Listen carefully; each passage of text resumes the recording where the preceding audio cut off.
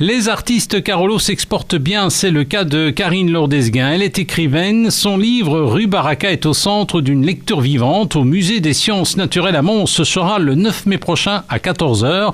Mais que raconte Rue Baraka? L'auteur lève un petit coin de voile. Rue Baraka, c'est l'histoire d'une rencontre entre un vieux peintre encore plein d'enthousiasme et Tarek, un jeune gars encore un peu paumé.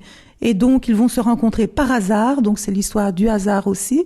Et le vieux peintre connaît le secret pour réaliser les rêves. Donc, Tarek va-t-il réaliser ses rêves et connaîtra-t-il le secret? L'ardoise, c'est tout un pan de notre industrie en Wallonie. Une exposition lui est consacrée, je vous le rappelle, à l'écomusée de Treng. Son titre, Au fil de l'eau, au fil de l'ardoise. Plus d'infos sur écomuséeduviroin.be. Les 23 et 24 mai, le château de Trasny se met à l'heure de la Seconde Guerre mondiale. Exposition, reconstitution, bal musette et en fil conducteur l'histoire des guides. Il y aura notamment un défilé de guides. On découvrira les différents costumes des différentes époques et ce sera particulièrement intéressant. Il y aura un son et lumière, aussi une plongée sonore dans l'histoire de la Deuxième Guerre mondiale. Vous voulez réserver votre place, vous appelez au 071 45 10 46 071 45 10 46.